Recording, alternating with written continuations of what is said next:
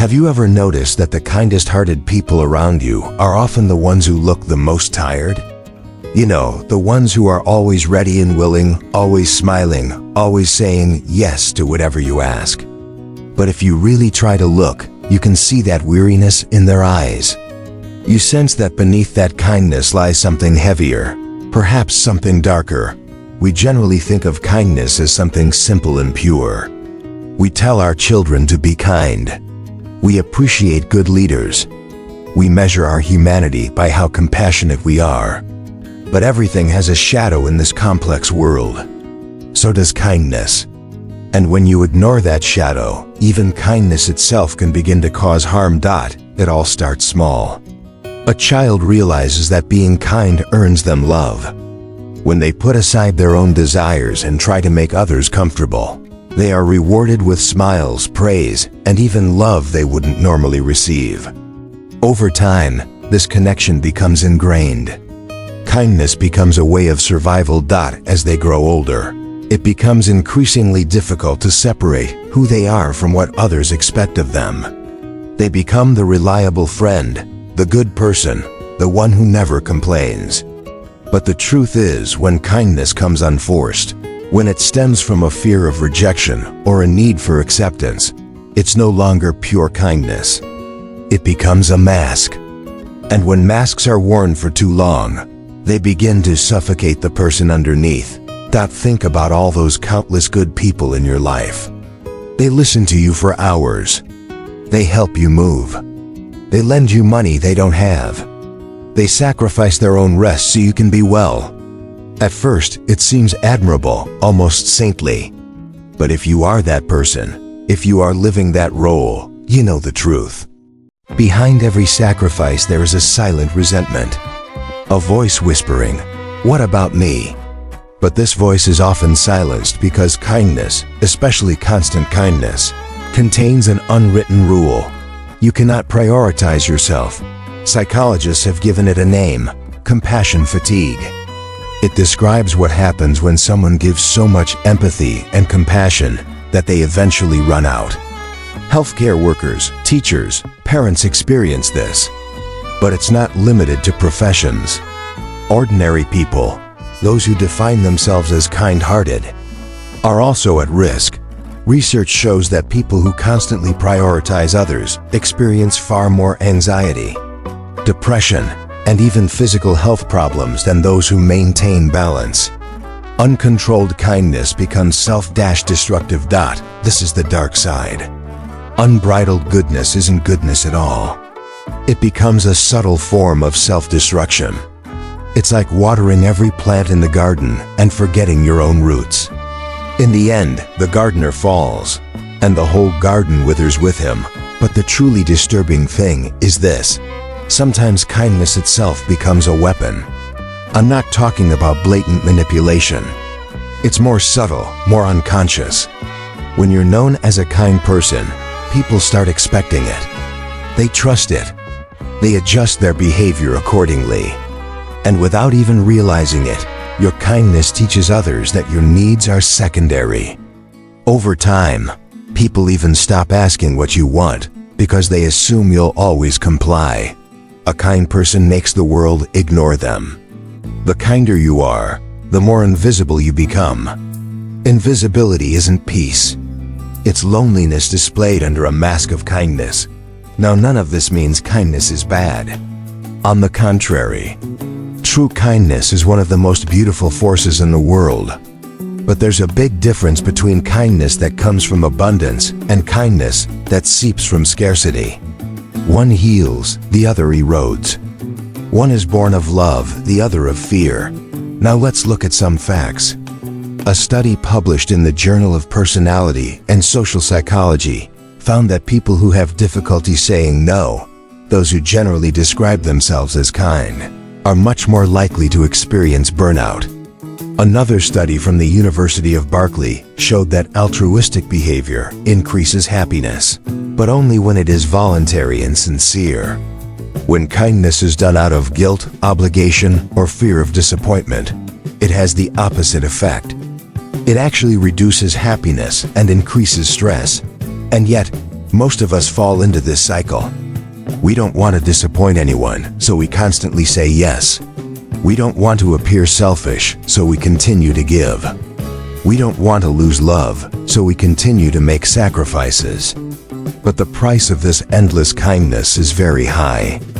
Slowly, you begin to lose yourself. You don't even know what you want anymore because your entire identity is built on serving others. This is where the monster within us emerges. Because when you suppress your needs, deny your anger, and hide your boundaries under the guise of kindness, these emotions don't disappear. They gather in the shadows. They boil. And eventually, they explode in ways you can't control. Perhaps you lash out at someone you love over a tiny thing. Perhaps passive-aggressive comments, subtle hints of hurt feelings, or perhaps something even darker. Years of suppressed emotion suddenly erupt, and you're surprised at yourself. We like to think that kindness protects us from darkness. But in reality, kindness devoid of honesty creates the perfect breeding ground for malice. Because every time you say yes when you want to say no, every time you smile when you want to cry, every time you hide the truth to make someone else comfortable, you're not being kind. You're abandoning yourself. And abandonment always has consequences. Now, let's be honest. Why do we do this? Why do kind people find it so difficult to set boundaries? The answer lies in our culture. Many of us are conditioned from a young age to believe that kindness is synonymous with worthiness. The idea that conforming is safer than being authentic. The belief that love is earned not by who we are, but by what we give. Children who grow up in environments where love is conditional and compassion is performance-based often carry this belief into adulthood. As adults, they confuse pleasing others with true kindness. But true kindness doesn't destroy the self. True kindness includes the self. If your kindness comes at the cost of your mental health, your joy, your energy, it's no longer kindness. It's self-neglect disguised as virtue. That's where science comes in. Neuroscience tells us that the brain has something called a mirror neuron system. This is what allows us to empathize. When you see someone suffering, your brain lights up as if you were suffering too. That's why doing good is so natural for us. We're programmed to connect dots, but here's the catch. Mirror neurons don't distinguish between healthy empathy and destructive empathy. If you are constantly exposed to the suffering of others without any limits, your brain becomes flooded with stress signals. Over time, this chronic stress leads to immune system problems and emotional exhaustion. In other words, your brain isn't designed for unlimited kindness.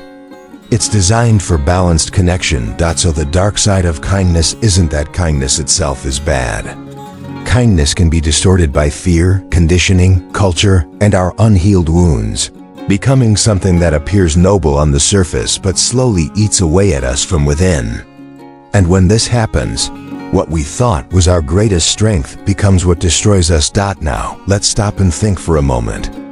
If you are experiencing these feelings, the weariness, the resentment, the feeling of being invisible even though everyone sees you as so kind, you are not alone. You are not broken. You are not flawed. What you are experiencing is the natural consequence of a world that doesn't teach us to balance giving and protecting ourselves. This brings us to the real question. How do we embrace kindness without letting it destroy us? How can we remain compassionate without feeling like martyrs? The answer lies in a simple but unsettling truth. Kindness must begin with you. Not in the sense of selfishly disregarding others, quite the opposite. If your kindness doesn't include yourself, it's not true kindness. It's a performance. And performances eventually collapse. Think of it this way. If you've ever been on a plane, you know the safety instructions. In an emergency, put on your own oxygen mask before helping others. At first glance, it seems almost wrong, almost unnatural. Why shouldn't I help my child first? But the logic is clear. If you faint from lack of oxygen, you can't help anyone. The same is true for kindness. If you neglect your own needs, your rest, your well-being, your ability to truly care for others eventually disappears. That's where boundaries come in. For many kind-hearted people, boundaries are frightening. They feel like rejection. They're seen as selfishness. But in reality, boundaries are the purest form of honesty. A boundary says, "This is what I can give, and this is what I cannot give. My love is real, but it cannot exist if it's empty inside. I care enough to show you my boundaries, because without them, my concern would turn to resentment." Psychologists define boundaries as invisible lines that determine where you end and the other person begins. Without these boundaries, relationships degenerate into dependency, manipulation, or silent suffering. With boundaries, relationships become clear, reciprocal, and based on respect. Research shows that people who set healthy boundaries experience deeper and more meaningful relationships. Because their kindness comes from choice, not obligation.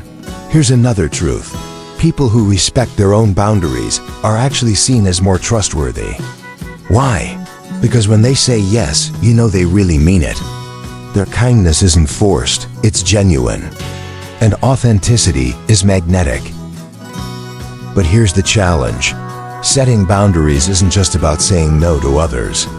It's about saying yes to yourself. If you've found value in self-sacrifice your whole life, this can feel unsettling. It can make you feel like you're betraying the persona people admired in you. You might even lose relationships. Some people won't like it when you stop pushing yourself so hard. Some will object, accuse you of changing, or even distance themselves. This is painful, but it's also necessary because relationships, built on the expectation of endless giving, were never balanced from the start. There's a concept called pathological altruism.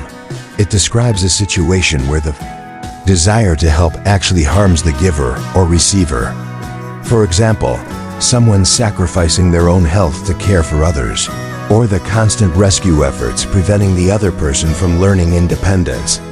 Pathological altruism seems like kindness, but it leads to dependency, guilt, exhaustion.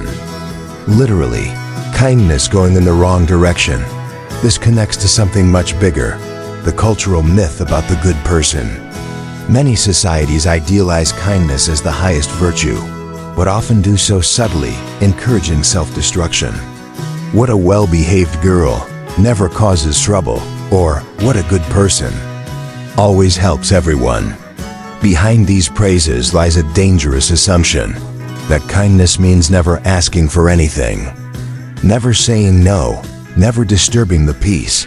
But true kindness isn't about self-erasure. It's about emerging as your whole authentic self and still choosing compassion. Kindness liberates when it comes from sincerity. It enslaves when it comes from fear.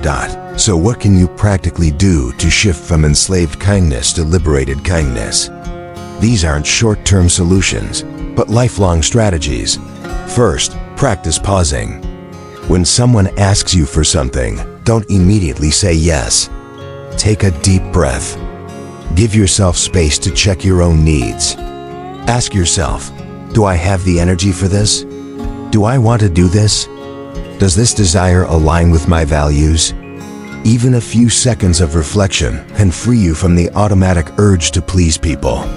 Second, learn the power of a gentle no. Saying no doesn't have to be harsh. It can be compassionate and kind.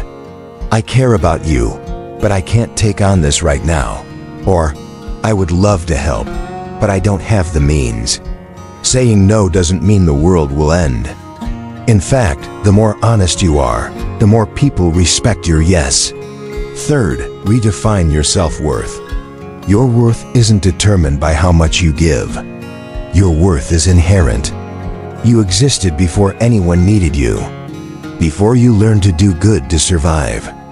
You are worthy of love even when you say no. Even when you're resting. Even when you're not carrying any burden. Fourth, cultivate your own garden. Fill yourself with things that make you feel good. friendships that nourish your soul, creative pursuits, moments of tranquility. When you start from abundance, not scarcity, goodness flows naturally. It doesn't force anything. It doesn't run out. It ceases to be a transaction and becomes a gift. Fifth, allow yourself to feel difficult emotions. Anger, disappointment, sadness. These aren't enemies of kindness. They're signals. They tell you your boundaries are being crossed, your needs ignored. If you suppress them, they turn into monsters. But if you notice them, if you listen, they become guides leading you toward balance. Let's return to the mask metaphor. For many people, kindness has become a lifelong mask. The smile you wear to hide your weariness, the yes you say to avoid conflict, the generosity you display to prove your worth. But masks are heavy. The longer you wear them, the harder it becomes to remember what your own face looks like. The real journey isn't about discarding kindness, but about taking off the mask and allowing kindness to come from your true self. You, who can say both yes and no, and do so with the same honesty. You, who are kind and don't disappear. There's an old saying, if you want to know who you really are, look at how you treat yourself when no one is watching. That's where true kindness begins. Not in the approval of others, not in the praise of being a good person, but in the quiet choices you make for your own good. When you're tired, do you rest? When you fail, do you forgive yourself? Do you treat yourself with compassion? Otherwise, the kindness you show to others is built on a fragile foundation. The irony is this: when you treat yourself with genuine kindness, the kindness you show to others doesn't diminish, it grows stronger. Because this kindness comes not from depletion, but from overflowing. It inspires instead of exhausting. It allows others to rise with you instead of constantly leaning on you. Perhaps this is the final lesson. The dark side of kindness isn't about rejecting kindness. It's about transforming the mask into a mirror, from necessity to choice, from the struggle for survival to love. So the next time someone tells you you're very kind, pause and think.